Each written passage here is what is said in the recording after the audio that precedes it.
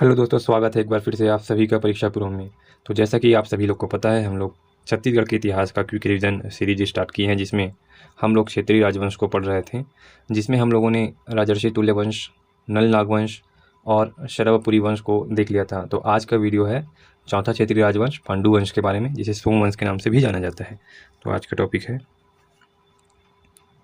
पांडु वंश, या इसे सिरपुर का पांडु वंश भी कहा जाता है ना। इसका समय अवधि की बात किया जाए तो यह शासन 6वीं से 7वीं शताब्दी तक किए।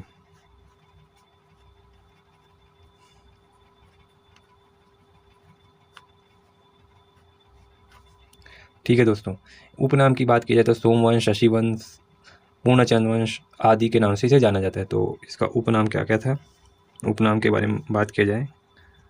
उपनाम सोमवंश, शशिवंश और शीतांशु वंश, पूर्णचंद्र वंश के नाम से भी इसे जाना जाता है। ये दोनों मेन है, तो इन दोनों को आप लोग अच्छे से याद रखिए। राजधानी की बात की जाए तो राजधानी इनका सिरपुर था, महासमुंद जिले का सिरपुर। राजधानी की बात किया जाए तो सिरपुर, जो कि महासमुंद में है, इसलिए सिरपुर का पांडुवंश भी कहलाता है। अब इसके संस्थापक और आदि पुरुष दो लोगों को हम लोग को अच्छे से देखना है। तो आदि पुरुष उदयन को कहा जाता है। उदयन, ये वही उदयन है दोस्तों जो शरवपुरी राजा, जो मैंने आपको बताया था, सुदेव राज पर आक्रमण करवाता है। इसका बेटा इंद्रबल राज, जो कि वहाँ पर सर्वाधिकारी कृत रहता है। तो यही उनके पिता रहते हैं, इन्हीं को आदि पुरुष। लेकिन संस्थापक बोला जाए तो संस्थापक की बात किया जाए तो संस्थापक आपको याद रखना है, इंद्रबल राज को लिया जाता है।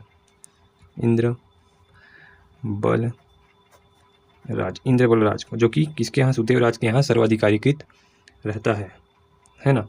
और उसी का फायदा उठा के अपने पिताजी को यह आक्रमण करवाता है शरवपुरी राजवंश पर। इस प्रकार पांडुवंश की स्थापना होती है। अब इनका वंशावली देख लेते हैं, क्योंकि इनके वंशावली को समझना बहुत आवश्यक है, तभी एक एक राजाओं को आप अच्छे डिटेल से पढ़ सकेंगे। क्योंकि यह पांडुवंश छत्तीसगढ़ के इतिहास में बहुत ही महत्वपूर्ण है और इससे संबंधित बहुत ही ज़्यादा क्वेश्चन बनते हैं। तो इनके राजाओं को एक एक करके पढ़ना भी काफ़ी आवश्यक है। तो सबसे पहले उदयन, जो कि आदि पुरुष है। उदयन के बाद कौन आया, इंद्रबल राज। अब इंद्रबल राज के 4 पुत्र होते हैं। पहला नंदराज प्रथम, दूसरा पुत्र होता है सूरबल, तीसरा होता है ईशन देव और चौथा होता है भवदेव रणकेसरी, भवदेव रणकेसरी। ठीक है दोस्तों, अब जिनके हाथों में सत्ता जाता है वह होता है नंदराज का दत्तक पुत्र। नंदराज के दत्तक पुत्र यानी गोद लिया हुआ पुत्र तीवर देव के पास सत्ता जाता है। महाशिव तीवर देव कहा जाता है इन्हें, है ना। महाशिव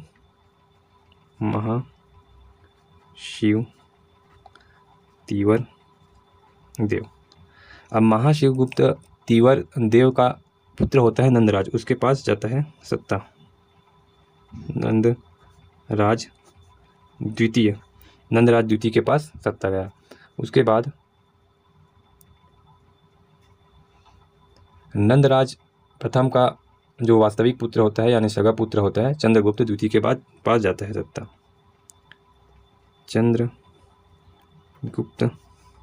चंद्रगुप्त के बाद जाता है। चंद्रगुप्त के बाद हर्षगुप्त को मिलता है।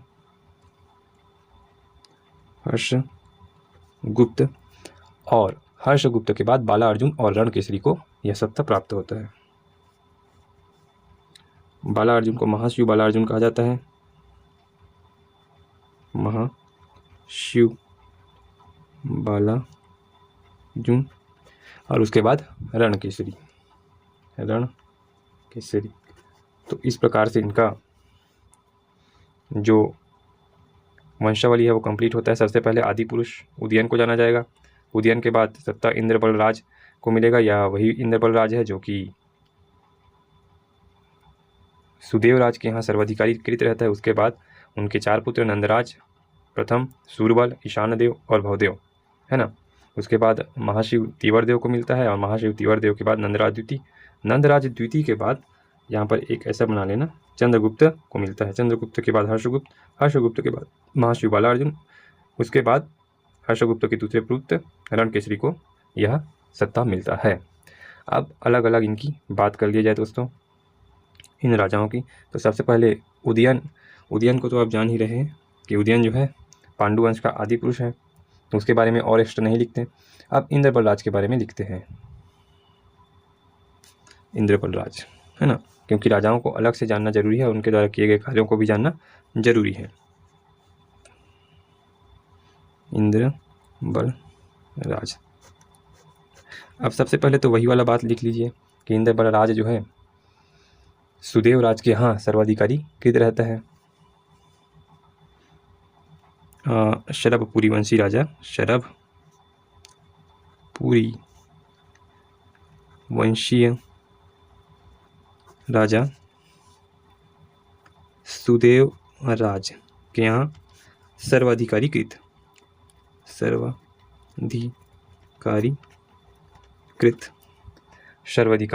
रहता है। उसके बाद देखा जाए तो यह पांडुवंश का संस्थापक था, ये बात तो मैंने पहले लिख भी दिया है, और कालांतर अभिलेख से इनके बारे में जानकारी प्राप्त होती है।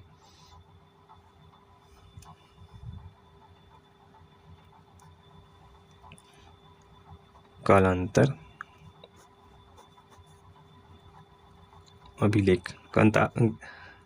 अभिलेख जो है इनसे संबंधित रहा है।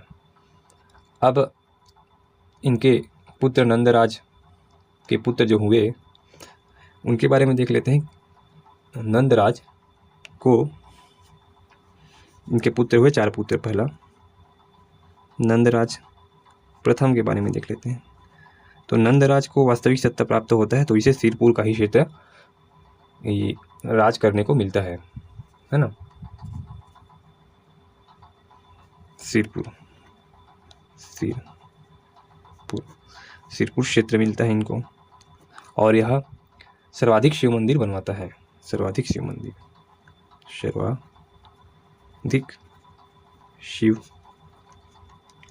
मंदिर, है ना।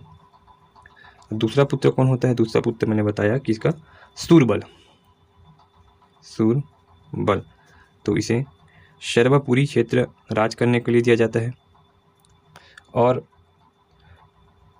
मंडलाधिपति की उपाधि इन लोग को प्राप्त होती है ना।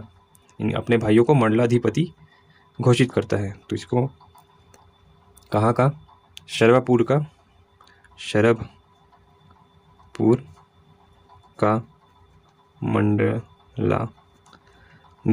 मंडलाधिपति घोषित करता है, ठीक है।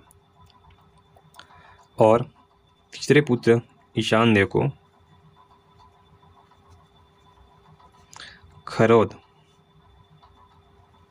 खरौद का मंडलाधिपति बनाता है। देखो, नंदराज को सत्ता प्राप्त हुआ तो नंदराज तो राजा हुआ सिरपुर का। अब अपने भाइयों को मंडलाधिपति घोषित करता है। जिन जिन क्षेत्रों पर इन लोग का अधिकार रहता है वहाँ का, जैसे शूरबल को शरभपुर का मंडलाधिपति घोषित किया, ईशान देव को खरौद का मंडलाधिपति घोषित किया। अब खरौद नगर का निर्माण किया, मतलब बसाने की बात किया जाए तो ये ईशान देव ने, इंद्र बलराज ने बसाया था। और खरौद में बहुत फेमस लखनेश्वर मंदिर, जिसे लाखाचौर मंदिर कहा जाता है, उसका निर्माण ईशान देव ने कराया है ना। ये क्या करता है? खरौद में लखनेश्वर मंदिर,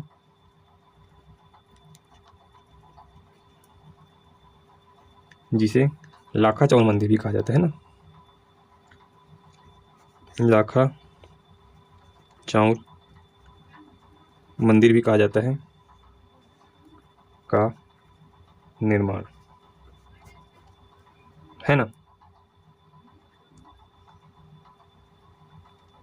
और चौथे पुत्र की बात की जाए तो चौथा पुत्र भवदेव रणकेसरी होता है।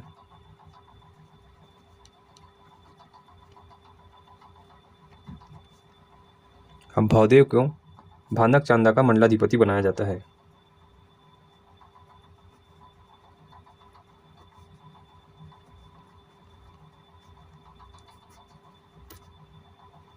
अब इसको याद कैसे रखना है, आपको ईशान देव बस का याद रखना है कि उसे खरौद मिला है, सूरबल से स से सूरबल, श से शराबपुर, भ से भवदेव, भ से भानक चांदा, है ना। और नंदराज को तो सिरपुर ही मिलेगा क्योंकि वह तो वास्तविक राजा होता है ना, सत्ता प्राप्त होता है। तो इतना आपको याद रखना है इंद्रबल राज के बारे में। याद रखना खरौद शहर का निर्माण या खरौद का निर्माण, खरौद इंद्रबल नगर के नाम से जाना जाता है, वास्तविक में आज के डेट में खरौद, है ना। तो यहाँ पर एक लिख लीजिए आप, इंद्रबल नगर जिसे आज के डेट में खरौद के नाम से जाना जाता है, निर्माण कौन कराया था? इंद्रबल राज ने कराया था, है ना। और उसका मंडलाधिपति कौन बनता है? ईशान देव बनता है। अब आपको याद रखना है जो राजा, वो है महाशिव तीवर देव, है ना। तो यहाँ पर मैं लिखता हूँ महाशिव तीवर देव, महाशिव तीवर देव। अब महाशिव तीवर देव नंदराज प्रथम का गोद लिया पुत्र होता है ना, नंदराज प्रथम ने गोद लिया होता है इसको, नंदराज प्रथम का दत्तक पुत्र, है ना दोस्तों। और इसे महाशिव जो सामने में लगा है उसको उपाधि प्राप्त होता है ना, महाशिव जो है उपाधि, महाशिव उपाधि। इसके अलावा बात किया जाए तो ये विष्णु के उपासक थे, विष्णु भगवान को मानते थे, तो विष्णु के उपासक थे, विष्णु के उपासक। एक सेकंड दोस्तों, मैं पेज चेंज कर लेता हूँ।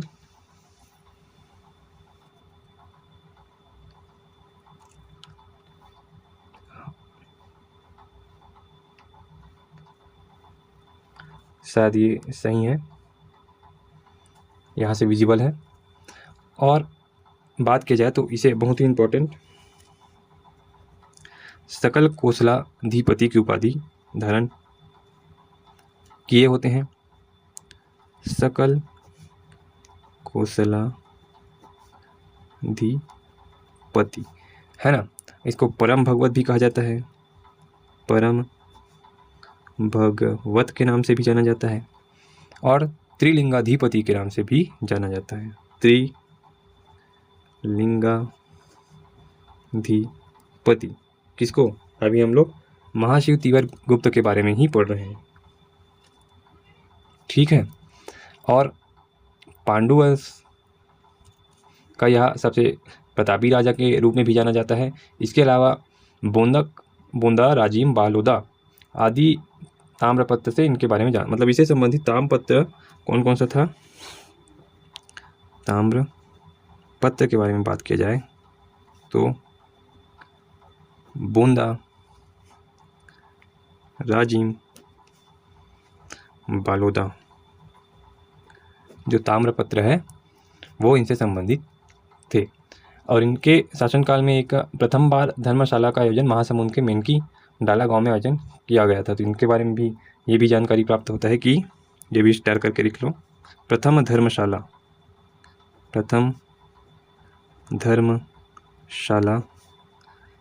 का आयोजन कहाँ? महासमुंद के मेनकी डाका गांव में, मेनकी डाका गांव में। तो इतना आपको याद रखना है दोस्तों महाशिव तीवर देव के बारे में। इसके अलावा आप लोग ब्राह्मणों को दान किए गए गांव के बारे में भी आपको जानकारी रखना है। इन्होंने ब्राह्मणों को दान दिया था गांव को। तो गांव कौन कौन सा है? बोटका,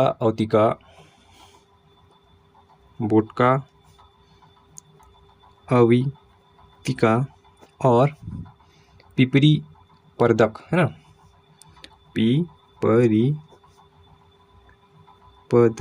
रख, पिपरी पद रख, है ना।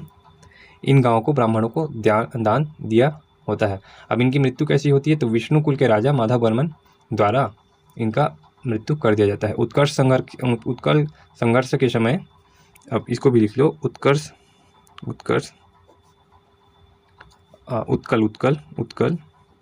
संघर्ष के समय विष्णु कुल के राजा, उनका नाम था माधव वर्मन के द्वारा महाशिव तीवरदेव की हत्या। तो यहाँ तक हम लोगों ने बहुत सारी चीज़ें पढ़ ली है दोस्तों इस पांडुवंश के संबंध में। इसके अलावा और आगे बढ़ते हैं तो नंदराज द्वितीय के बारे में हम लोग पढ़ेंगे।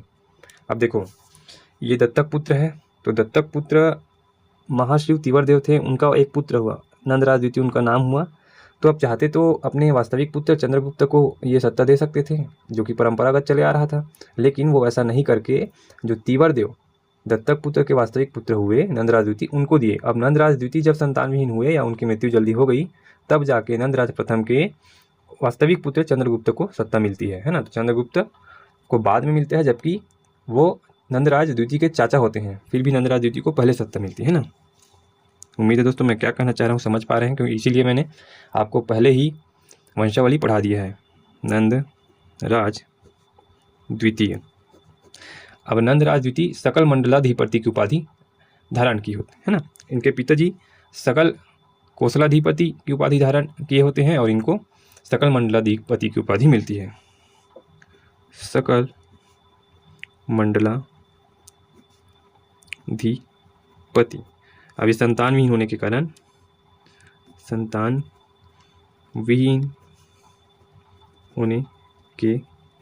कारण इनके चाचा चंद्रगुप्त को शासन प्राप्त हुआ। चंद्रगुप्त को शासन प्राप्त हुआ, है ना दोस्तों। जैसा कि मैंने कहा कि नंदराज द्वितीय को पहले सत्ता मिलती है, उसके बाद चंद्रगुप्त को। अब चंद्रगुप्त के बारे में ज़्यादा जानकारी नहीं मिलती, तो उसके आगे वाले राजा हर्षगुप्त के बारे में पढ़ते हैं। हर्षगुप्त। अब हर्षगुप्त प्राक महेश्वर की उपाधि धारण किए होते हैं और पूर्वी क्षेत्र का इसे सम्राट के नाम से भी जाना जाता है। प्राक महेश्वर और पूर्वी क्षेत्र का सम्राट। अब इनसे ज़्यादा इनकी पत्नी के बारे में जिक्र होता है, पत्नी, क्योंकि इनकी पत्नी जो छत्तीसगढ़ की पहली महिला संरक्षिका होती है ना, पत्नी वास्ता देवी, जो कि मौखली नरेश सूर्य वर्मा की पुत्र होती है ना। मौखली किसको याद रखना है, नरेश सूर्य वर्मा की पुत्री, सूर्य वर्मा पुत्री, है ना। ठीक है दोस्तों, यहाँ तक बात क्लियर है। इसके आगे देखे जाए तो इनका मृत्यु होने के बाद, हर्षगुप्त की मृत्यु होने के बाद इन्होंने सत्ता संभाला था और अपने पति की स्मृति में सिरपुर में भव्य लक्ष्मण मंदिर का निर्माण किया था, है ना। तो 595 में हर्षगुप्त की मृत्यु के बाद, हर्षगुप्त के मृत्यु के बाद 595 ईस्वी से लेकर 605 ईस्वी तक, है ना, ईस्वी में है दोस्तों, ईसा पूर्व में नहीं है, ईस्वी में है, तक पांडु वंश की संरक्षिका, क्योंकि इनका पुत्र छोटा होता है तो ये संरक्षिका बनी होती, पांडु वंश की संरक्षिका। इसी प्रकार ये छत्तीसगढ़ की पहली महिला संरक्षिका हो जाती है, छत्तीसगढ़ की पहली महिला संरक्षिका। यहाँ तक क्लियर दोस्तों। इसके बाद इन्होंने अपने पति हर्षगुप्त के स्मृति में सिरपुर में भव्य लक्ष्मण मंदिर का निर्माण करवाया होता है ना। अपने पति, किसके बारे में बात हो रही है? वाष्टा देवी के बारे में ना, वाष्टा देवी के बारे में यहाँ पर जो बात हो रही है वो वाष्टा देवी के बारे में। अपने पति हर्षगुप्त की स्मृति में भव्य लक्ष्मण मंदिर कहाँ? सिरपुर में का निर्माण। उम्मीद है दोस्तों यहाँ तक आपको बात क्लियर हुआ होगा। अब लक्ष्मण मंदिर का जिक्र हो ही गया है तो लक्ष्मण मंदिर के बारे में थोड़ा सा जानकारी हम लोग जुटाएंगे। तो लक्ष्मण मंदिर अलग से मैं बता देता हूँ। लक्ष्मण मंदिर अब 595 ईस्वी चल रहा है दोस्तों, तो जाहिर सी बात है 6वीं शताब्दी में बना होगा। 6वीं शताब्दी है ना, 6वीं शताब्दी की मंदिर है और वाष्टा देवी ने बनवाया था, ये बात तो क्लियर है। लाल ईंटों से बनाया था ना, लाल ईंटों से बना है। और इस नागर शैली की बात की जाए तो नागर शैली का प्रयोग हुआ है और नागर शैली का प्रयोग हुआ है, लेकिन अंदर में विष्णु मूर्ति और विष्णु भगवान की मूर्ति है ना, अंदर में विष्णु भगवान प्रतिमा। और इनके शिल्पकार की बात की जाए तो केदारनाथ इनके शिल्पकार थे। केदारनाथ। तो इतना आपको याद रखना है दोस्तों हर्षगुप्त के बारे में, वाष्टा देवी के बारे में। अब दोस्तों अगला राजा शिवगुप्त बालार्जुन बनता है। शिवगुप्त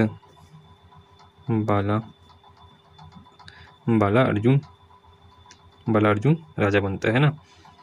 तो यह 605 ईस्वी से 655 ईस्वी तक राजा बना होता है, क्योंकि इसके पिता की मृत्यु 595 ईस्वी में हुआ रहता है, लेकिन इनकी माता जी है जो संरक्षिका का कार्य करती है 595 ईस्वी से 605। तो 605 में इनको सत्ता हासिल होता है और यह उपाधि धारण करते हैं परम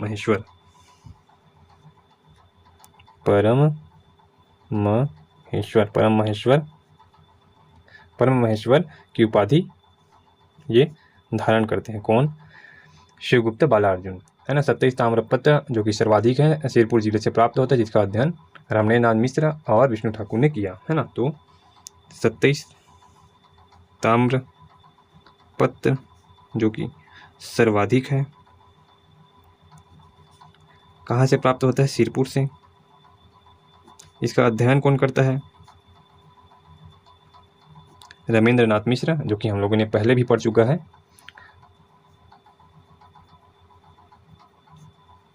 चित्तौड़ डोंगरी आपको याद होगा दोस्तों, और विष्णु ठाकुर।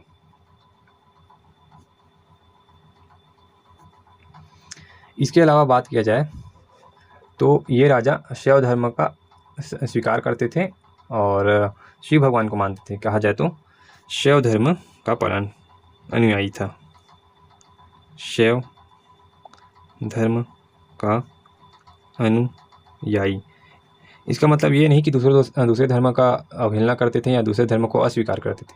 सभी धर्म का ये सम्मान करते थे, लेकिन स्वयं जो है शैव धर्म का समर्थन कर। याद रखिए दोस्तों, यही राजा और हर्षगुप्त केवल ऐसे राजा होते हैं जो शैव धर्म को स्वीकार करते थे पांडुवंश में। बाकी सभी राजा विष्णु धर्म को वैष्णव धर्म को स्वीकार करते थे। ये दो राजा हर्षगुप्त और शिवगुप्त बालार्जुन बस शैव धर्म को स्वीकार करते थे, बाकी वैष्णव धर्म को, है ना। यहाँ तक हो गया दोस्तों। और इनके बारे में बताया जाए तो इनके यहाँ राजकवि हुआ करते थे ईशान कवि, सुमंगल और भास्कर, है ना। राजकवि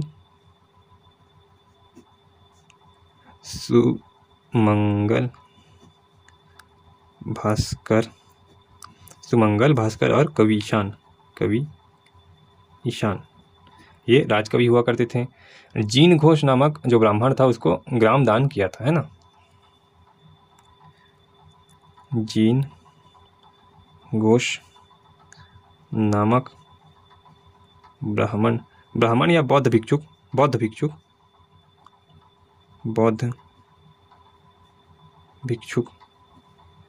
को ग्राम को दान किया था, है ना। और इसके अलावा हम लोगों ने 360 डिग्री अगर आपको याद करना है तो पढ़ा हुआ था बालार्जुन के बारे में पहले से, इसमें बौद्ध भिक्षु के काल में पढ़ा हुआ था। तो बौद्ध भिक्षु आनंद प्रभु आप लोग को याद आ रहा होगा, तो आनंद प्रभु, आनंद प्रभु के लिए सिरपुर में 2 विहार बनवाया था। आनंद प्रभु कुटी विहार, नंद प्रभु कुटी विहार और स्वास्तिक विहार, है ना। और आनंद प्रभु कौन थे? बौद्ध भिक्षुक थे, बौद्ध भिक्षुक। इसके अलावा मैंने जब चीनी यात्री हेनसांग के बारे में भी बताया था, तब भी बताया था कि चीनी यात्री हेनसांग जो है 639 में छत्तीसगढ़ आए थे, तो इसी के समयकालीन आए थे चीनी यात्री हेनसांग, है ना। तो आपको 360 डिग्री तैयारी करना है दोस्तों, तो चीज़ों को रिलेट करके ही पढ़ना पड़ेगा। और मैंने ये भी बताया था कि इसने पुस्तक लिखा था CU की, और छत्तीसगढ़ को क्या कहा था? किया सलोह। और भारत में कब आया था ये? तो 10 साल पहले आया था, 629 ईस्वी में आया था, है ना। तो ये चीज़ों को आपको याद रखना है। हेनसांग जो है इसी के शासनकाल में छत्तीसगढ़ आया था। अब दोस्तों क्या होता है कि कन्नौज के राजा हर्षवर्धन, उत्तर भारत में कन्नौज, उत्तर भारत में कन्नौज के राजा हर्षवर्धन वर्सेस दक्षिण भारत के चालुक्य राजा,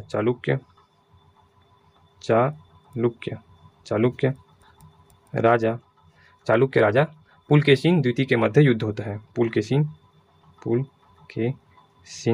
द्वितीय के मध्य युद्ध होता है। अब इसमें पुलकेशिन जो है जीत जाता है, विन कर जाता है ना। तो कहाँ पर होता है युद्ध? नर्मदा नदी घाटी, इसको भी लिख लो, नर्मदा नदी घाटी।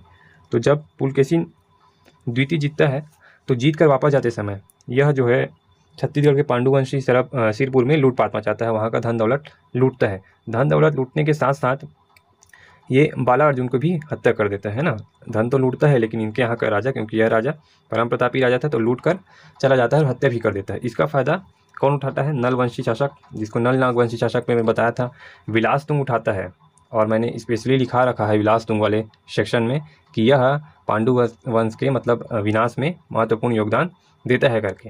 हाँ, तो उसका फायदा कौन उठाता है? विलासतुंग उठाता है। विलासतुंग कौन है? जिन्होंने राजिम में राजीव लोचन मंदिर का निर्माण कराया है ना। तो यहाँ पर पांडु वंश की जो सत्ता है उसकी समाप्ति होती है और हमारा ये टॉपिक भी कंप्लीट होता है। एक चीज़ और याद रखना दोस्तों, पांडु वंश के बालार्जुन को मतलब छत्तीसगढ़ का स्वर्ण युग भी कहा जाता है। छत्तीसगढ़ का स्वर्ण युग के नाम से भी जाना जाता है बालार्जुन के काल को। एक बार फटाफट हम लोग रिवीजन कर लेते हैं दोस्तों। काफ़ी बड़ा टॉपिक है, लेकिन इस टॉपिक से क्वेश्चन भी उसी प्रकार बनते हैं, तो टॉपिक को अच्छे से पढ़ना और समझना भी जरूरी था, है ना। तो एक बार फटाफट इसको रिवीजन करके देखते हैं। पांडुवंश 6वीं शताब्दी इनका शासन कर रहा। उप नाम की बात किया जाए तो सोमवंश, शशिवंश के नाम से जाना गया।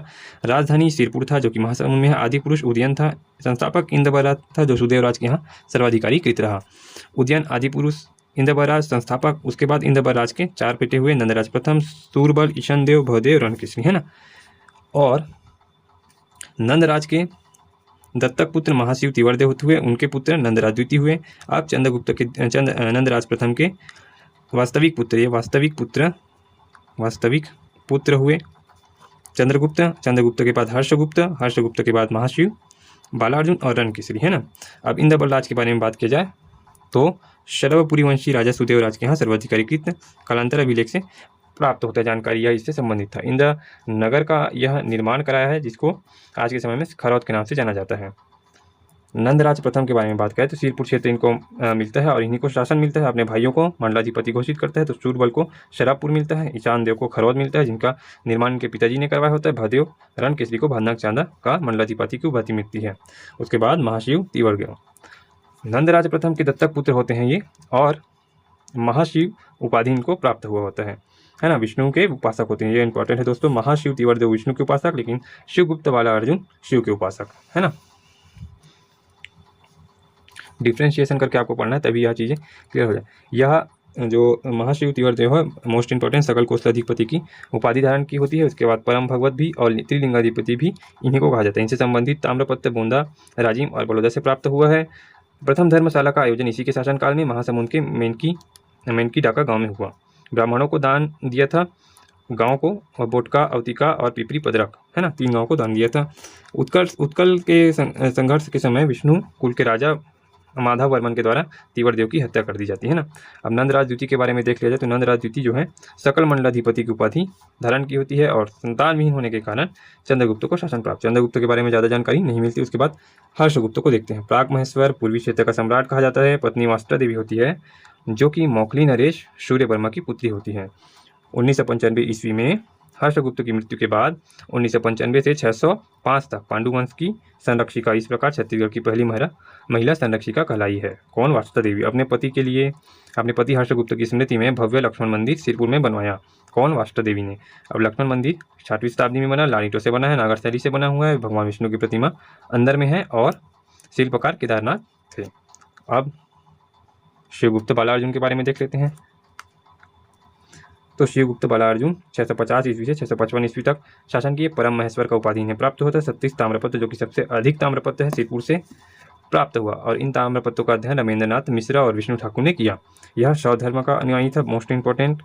और सीजी का स्वर्णकाल, यह भी मोस्ट इंपॉर्टेंट। छत्तीसगढ़ का स्वर्णकाल इसी के शासनकाल को माना जाता था। इसके यहाँ राजकवि सुमंगल, भास्कर और ईशान थे। ईशान कवि थे, है ना।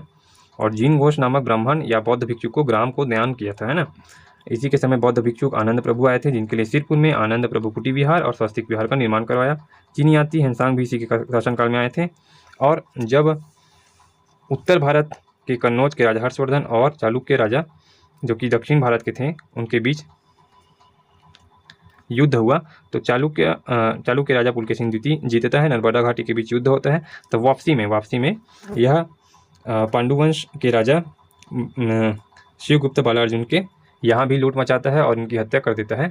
और इसी हत्या का फायदा उठाते हुए विलासतुंग पांडुवंश के अस्तित्व को ही मिटा देता है, मतलब पांडुवंश का शासन का समाप्ति कर देता है। इस प्रकार हमारा यह पांडुवंश का टॉपिक भी समाप्त होता है। मिलते हैं अगले वीडियो में, तब तक के लिए बाय।